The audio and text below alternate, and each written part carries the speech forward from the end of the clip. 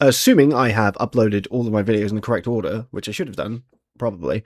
On Monday, I talked about feats for barbarians, and one of the ones I highlighted was one that actually improved your abilities socially. And as I said in that video, it immediately sparked something within me that demanded a build. So I have done that, and that's what today's video is. Today's video is a build on a barbarian that can be the face of your party, albeit a rather scary one. This is not a normal build for me, as it's not damage focused as such, but it can still do relatively good damage, but it's more on the face of control more than anything. I do find that barbarians' damage is largely down to the weapons they're wielding anyway. They don't get that much in their actual kit, which boosts their damage. They're more about tanking than anything else. Anyway, let's go ahead and get into it all, shall we? Right, so let's start as we do normally with the background. We're going to take the experiment because we're going to want to ditch our dexterity and have our...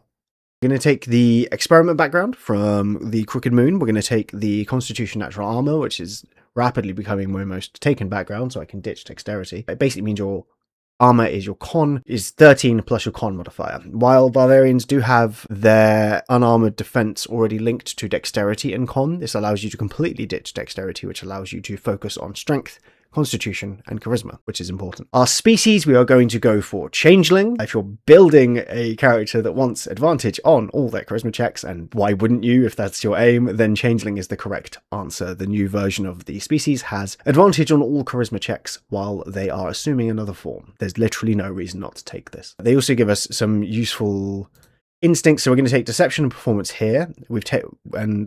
We'll go back in a minute. For our stat spread, we've gone strength 17, dex 8, con 16, intelligence 8, wisdom 8, and charisma 15. It's such a weird bard spread. Built like a paladin, you know? And then for our core features, we're taking intimidation. So we've got intimidation from our class, we get persuasion from our background, and then we've got deception and performance from our changeling species choice. We have advantage in all of the charisma checks, I believe. That's all of them. Yeah, so we have advantage in all of them and proficiency with all of them as well because of changeling and the choices we've made. You can take whatever weapon masteries you want here. I took longsword and whip, but we are going to be punching things, which does make this harder to build, but there are magic items for that. So monks exist. Or you can be punching things. You don't have to. You can use a standard weapon if you want to. We'll get to it. We will be using the longsword for our first couple of levels, which is a d8 plus 5 because of rage, so 3 plus the 2, which is 9.5 damage, which isn't bad. Obviously you have resistance to everything while you're raging, resistance to the core damage types,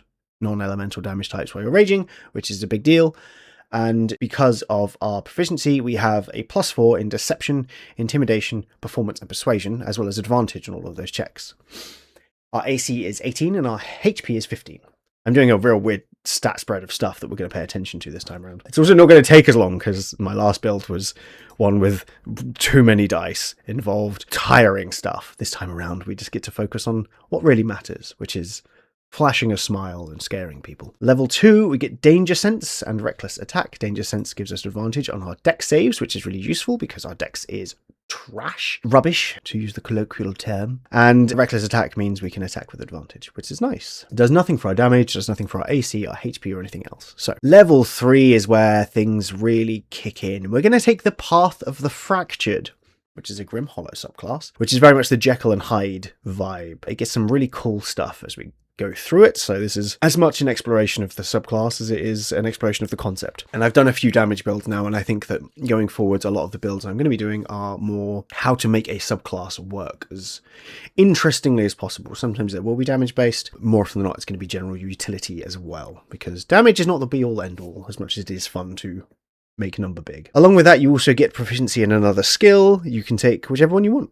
I like perception, because I like seeing things. Right, let's go over the subclass and what you get from the subclass itself. You get Face of Rage. When you activate your rage, your countenance distorts and your body swells. Creatures that haven't witnessed your transformation now or previously don't recognize you, which is super cool. I don't know how this interacts with changelings, but hey, you get to roll a d8 in place of your normal damage for your unarmed strikes. And when you deal an unarmed strike, when you deal damage with an unarmed strike, it can be force damage instead of its normal damage type. Along with that, you can force a creature to make a con save or be pushed prone. The con save is 8 plus strength plus PB, which is 13 at this level, I believe. That'd be 14. I can never remember when the first PB boost is. You can also just push the creature 10 feet away. So you've got a relatively decent amount of control here. You also count as one size larger when you are determining the success or failure of a grapple, which is nice. And your unarmed strikes have 5 feet greater reach than normal too. So this turns the Barbarian tank into one which can push enemies away from your friends. You can knock them prone so everyone else has advantage. This is a control Barbarian with a lot of charisma as well. We also get a bunch of other stuff. So you get yet more proficiencies, which is lovely. You get another language and you get a tool. It's entirely up to you which ones you use there. It is of little to no consequence. In terms of damage, it remains exactly the same as it did. That's fun. And also, because of primal knowledge, we can now use our strength mod in place of our charisma mod on some of the checks, which include intimidation. So we've now technically got a +5 to our intimidation while raging. It also means we boost these other skills, which is really useful. So acrobatics, perception, stealth, or survival. So it makes us a bit better as a skill monkey in rage, but that's not where we're always going to be. So it's tricky, you know. Stat-wise, everything else is the same. Obviously, our HP's gone up to 35. Level 4. We get weapon mastery, doesn't matter, we're using a punching. Take whatever you want. For the ability score improvement, we are taking, of course, Hulking Figure, which is from the Grim Hollow book as well. And we're going to boost our strength to 18, which is lovely. Along with that, this gives us a bunch of other benefits. You get to deal an extra 1d4 of bludgeoning damage once per turn when you hit with an unarmed strike. When you make a charisma check, but only the intimidation, performance, or persuasion. It's a real shame it doesn't include deception. But I guess you can't angry lie, is the theory there. Anyway, it reads that you can also add your strength modifier. And I'm going to come back to that in a second. It also means that you can count as one size larger up to a maximum size of large when determining your carrying capacity, which is nice. So our strength is 18 now, which is good. On the charisma check thing, the way that reads suggests to me that you cannot use your strength mod while raging as well as add your strength mod, because you can't add your strength mod and add your strength mod. Linguistically, I don't think that works. And that's fine, because we're going to be boosting our charisma anyway, so it's not an issue. But just keep that in mind. With that in mind, we now are doing 13 damage average per turn, because we're hitting once with 1d8 plus 1d4 plus 6, because our strength has gone up. Our rage damage has not gone up. I really wish the rage damage scaled better, but that's a whole other thing. We also now have a +8 to our intimidation, performance, and persuasion, and a +4 to our deception, because we can now add our strength modifier and our charisma modifier to all of those things. I'm not really worried about rage anymore, because this is just better, basically. Yeah, you might disagree in terms of adding strength and adding strength again, and I guess that's fine. But for my numbers, I'll be using charisma and strength. Level 5, we get extra attack, so we can attack twice, and we get fast movement, both of which are handy. Our proficiency bonus also goes up. So we now have a +9 to our intimidation, performance, and persuasion, a +5 to our deception, an AC of 18 still. We haven't boosted anything to change that. HP of 55, and we're doing a total of 23.5 damage, along with having resistance to a bunch of stuff. So, yay. On the subject of resistance, at level 6, we get Brains and Brawn. While your rage is not active, you gain resistance to psychic damage, which is tasty. And while your rage is active, you gain resistance to every damage except for force and psychic. So,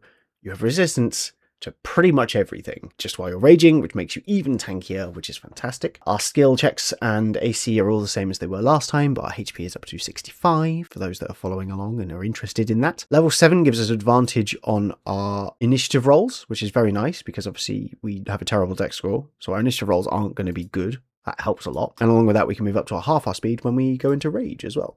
Other than that, nothing changes, apart from health. I'm going to stop saying nothing changes, if I can help it. Level 8 is where the build is going to skew fairly wildly from the standard Barbarian stuff. You can obviously take strength-based feats if you want to. Grappler is a relatively reasonable choice here, given that you are doing unarmed strikes. I'm not going to take those, though. I like Inspiring Leader or Fairy Trickster here. So Inspiring Leader lets us boost our charisma to 16, which is good because that helps all of our scores, and also lets us get temp health equal to our character level plus the ability modifier we increased with the feat to not only ourselves but up to 6 allies. Our temp health at this point would be 11, which is effectively doubled because we have resistance to everything when we're raging. So this is my preference, but Fairy Trickster is also quite fun. Fairy Trickster lets us disengage and get better benefits from disengaging. Difficult terrain won't affect you anymore. It's kind of naff. But the big thing is that if you hit a creature with an attack roll, you can fluster them, at which point they have to make a wisdom saving throw with a DC of 8, plus your proficiency bonus, plus your charisma bonus,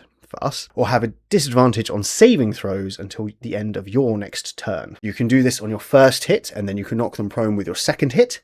That's fun. You can also give them disadvantage in all the spells and stuff that your teammates can do. So I like both of these a lot. I'm going to go for Inspiring Leader, at least at this point. So this bumps our charisma to 16, which is lovely, and gives us 11 temp health, which is a pretty decent boost. So at this point, we have now a +10 to our intimidation, performance, and persuasion, a +6 to our deception, still 18 AC, 85 flat HP plus 11 temp health, which is lovely, and we're still doing 23.5 damage. This is not a damage build. I did state that. Level 9 boosts our proficiency bonus by 1. It also finally gives us a rage damage boost, which is nice, and it gives us brutal strike. We have to forego the advantage on one of our reckless attacks. You can add damage to the attack, and you can also push them away or reduce their speed.